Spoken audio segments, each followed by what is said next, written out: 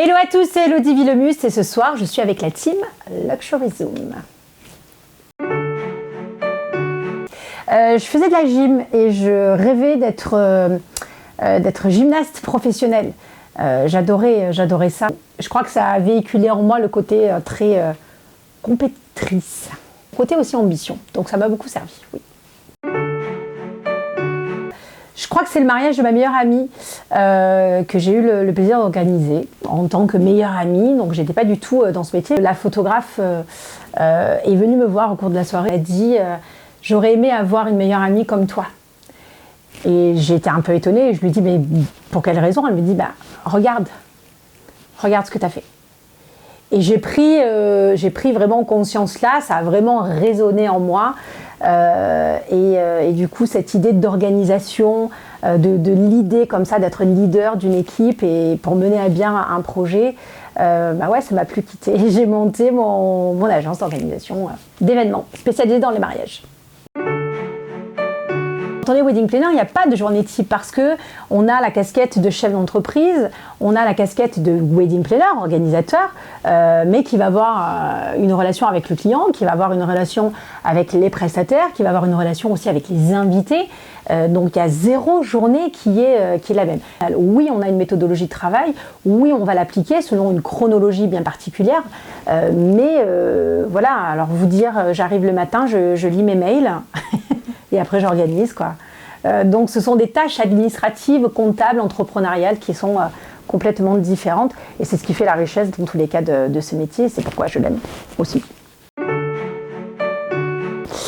Mes clients sont beaucoup plus étrangers. On fait ce qu'on appelle du destination weddings.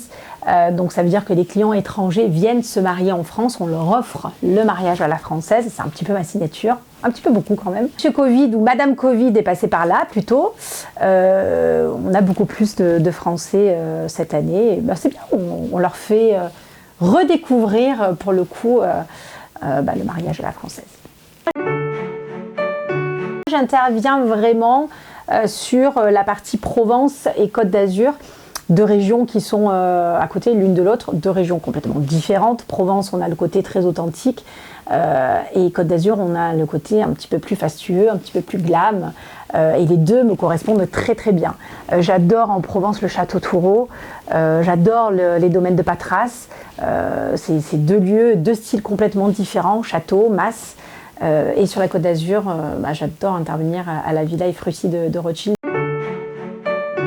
Alors nous, on travaille vraiment avec des traiteurs. On a beaucoup de relationnel avec le traiteur. C'est un des gros pôles qu'on a à gérer après le lieu de réception, qui peut aussi être un hôtel. Mais au-delà de ça, chez nous, on parle de référencement, donc selon des critères de sélection bien particuliers, parce qu'on a une méthodologie de travail, encore une fois, précise, aiguisée.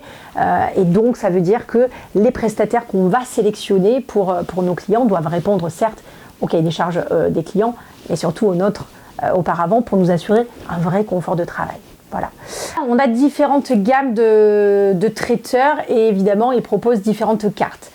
Nous, notre cible de clientèle, c'est du haut de gamme qui tend vers le luxe. On prône un petit peu ce service d'excellence et on doit s'assurer qu'on le retrouve dans tous les corps de métier et d'autant plus sur le côté traiteur. On a plein d'anecdotes en fait.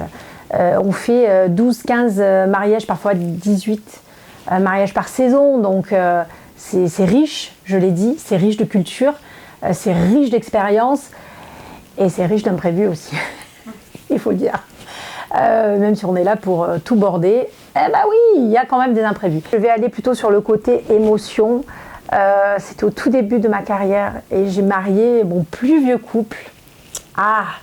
Le marié avait 62 ans à l'époque, la mariée avait 53 ans. Et ces deux-là m'ont donné une leçon d'amour. Je ne vais pas dire une leçon de vie, mais une leçon d'amour. Je me suis remerciée moi-même d'avoir finalement choisi ce nouveau métier à l'époque parce que je rentrais à peine vraiment sur ce marché. Mais je crois que oui, c'est ma plus belle anecdote. Ouais. Le côté formation, il existe depuis très longtemps chez moi. J'aime beaucoup partager, j'aime donner, j'aime J'aime véhiculer un message particulier. Et au-delà de ça, je pense que notre secteur, l'organisation de mariage, on a besoin, c'est un métier qui est très ouvert. On a envie d'être wedding planner, on est wedding planner demain, on n'a pas besoin de diplôme, donc c'est un petit peu délicat pour arriver à professionnaliser un petit peu ce secteur. Donc c'est vrai que le côté formation est venu très tôt dans ma tête. Et puis TF1 est arrivé, et puis Antenne, Élodie Villemus, 4 mariages pour une lune de miel, et là beaucoup de demandes de formation.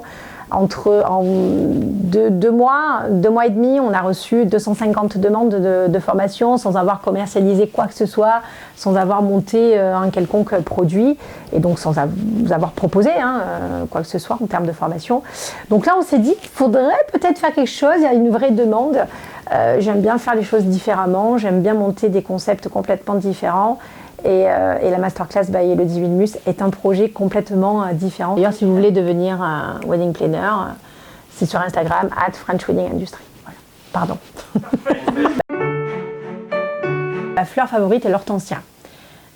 J'aime son ampleur et j'aime son côté, l'hortensia blanc exactement, et j'aime sa pureté. Et si je pouvais ne faire que des mariages qu'avec des hortensias, je le ferai. Je suppose que je serai un hortensia blanc. Voilà. J'aime bien la pivoine aussi, l'orchidée. Non, l'hortensia, ça me va bien. C'était Élodie Villemus pour Luxury Zoom.